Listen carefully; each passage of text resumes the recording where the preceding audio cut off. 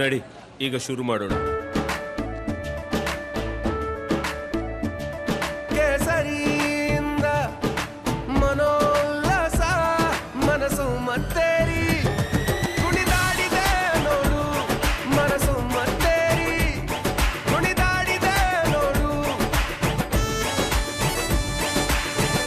ಕ್ಷಣ ಕ್ಷಣವೂ ಆಚರಿಸಿ ಕೇಸರಿ ಹಬ್ಬ.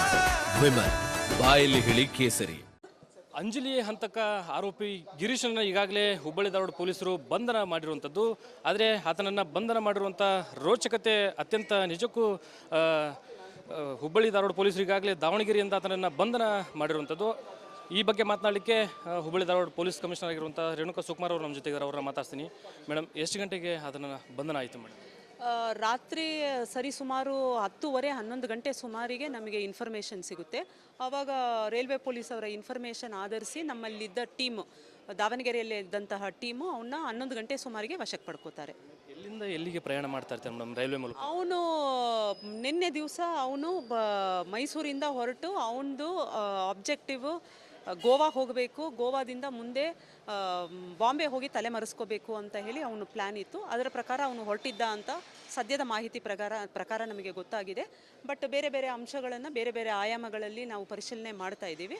ಮಾಡಿ ಮುಂದಿನ ತನಿಖೆಯಲ್ಲಿ ಬರೋ ಅಂಶಗಳನ್ನ ತಮ್ಮ ಜೊತೆ ಶೇರ್ ಮಾಡಿ. ರೈಲ್ವೆಯಲ್ಲಿ ಮಹಿಳೆಯರ ಜೊತೆ ಅಸಭ್ಯವರ್ತನೆ ಮಾಡ್ತಾ ಇದ್ದ ಅನ್ನುವಂಥ ಮಾಹಿತಿ ತಾವು ಹೇಳಿ, ಮಾಹಿತಿ ನಮಗೂ ಬಂದಿದೆ. Which needs to be verify ಮಾಡಬೇಕಾಗುತ್ತೆ. ಯಾರು ಪ್ರಾಬ್ಲಮ್ಗೆ ಸಿಕ್ಕಾಕೊಂಡಿದ್ರು, ಮಹಿಳೆ ಯಾರಿಗೆ ತೊಂದರೆ ಆಗಿತ್ತು, ಅವ್ರದ್ದೆಲ್ಲ ಸ್ಟೇಟ್ಮೆಂಟ್ ಐಡೆಂಟಿಫೈ ಆಗಬೇಕಾಗಿದೆ, ಸ್ಟೇಟ್ಮೆಂಟ್ ಆಗಬೇಕಾಗಿದೆ.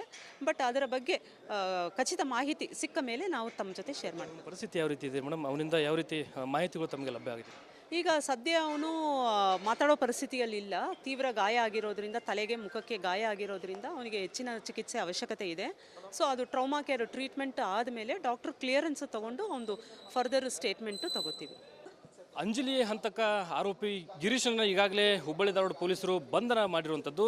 ಆದರೆ ಆತನನ್ನು ಬಂಧನ ಮಾಡಿರುವಂಥ ರೋಚಕತೆ ಅತ್ಯಂತ ನಿಜಕ್ಕೂ ಹುಬ್ಬಳ್ಳಿ ಧಾರವಾಡ ಪೊಲೀಸರು ಈಗಾಗಲೇ ದಾವಣಗೆರೆಯಿಂದ ಆತನನ್ನು ಬಂಧನ ಮಾಡಿರುವಂಥದ್ದು.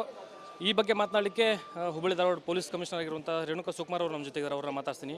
ಮೇಡಮ್, ಎಷ್ಟು ಗಂಟೆಗೆ ಅದನ್ನು ಬಂಧನ ಆಯಿತು madam?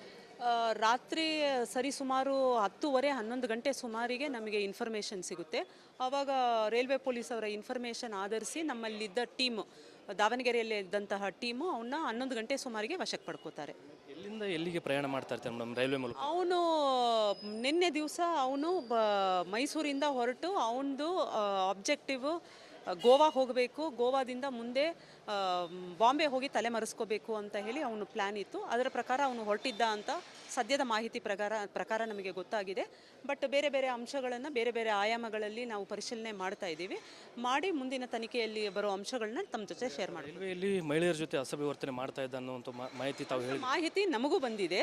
Which needs to be verify ಮಾಡಬೇಕಾಗುತ್ತೆ.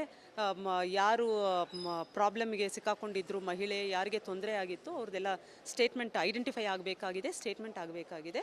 ಬಟ್ ಅದರ ಬಗ್ಗೆ ಖಚಿತ ಮಾಹಿತಿ ಸಿಕ್ಕ ಮೇಲೆ ನಾವು ತಮ್ಮ ಜೊತೆ ಶೇರ್ ಮಾಡ್ತೀವಿ. ಪರಿಸ್ಥಿತಿ ಯಾವ ರೀತಿ ಇದೆ ಮೇಡಮ್? ಅವನಿಂದ ಯಾವ ರೀತಿ ಮಾಹಿತಿಗಳು ತಮಗೆ ಲಭ್ಯ ಆಗಿದೆ? ಈಗ ಸದ್ಯ ಅವನು ಮಾತಾಡೋ ಪರಿಸ್ಥಿತಿಯಲ್ಲಿಲ್ಲ. ತೀವ್ರ ಗಾಯ ಆಗಿರೋದ್ರಿಂದ, ತಲೆಗೆ ಮುಖಕ್ಕೆ ಗಾಯ ಆಗಿರೋದ್ರಿಂದ ಅವನಿಗೆ ಹೆಚ್ಚಿನ ಚಿಕಿತ್ಸೆ ಅವಶ್ಯಕತೆ ಇದೆ. ಸೊ ಅದು ಟ್ರೌಮಾ ಕೇರ್ ಟ್ರೀಟ್ಮೆಂಟ್ ಆದಮೇಲೆ ಡಾಕ್ಟರ್ ಕ್ಲಿಯರೆನ್ಸ್ ತಗೊಂಡು ಒಂದು ಫರ್ದರ್ ಸ್ಟೇಟ್ಮೆಂಟು ತಗೋತೀವಿ. Thank you. ಇದಿಷ್ಟು ಪೊಲೀಸ್ ಆಯುಕ್ತರಾಗಿರುವಂತಹ ರೇಣುಕಾ ಸುಕುಮಾರ್ ಅವರ ಮಾತು. ಕ್ಯಾಮರಾ ಪರ್ಸನ್ ವಿನಾಯಕ್ ಪೂಜಾರ್ ಜೊತೆ ಪ್ರಕಾಶ್ ಹಿರೇಮಠ, ರಿಪಬ್ಲಿಕ್ ಕನ್ನಡ, ಹುಬ್ಬಳ್ಳಿ.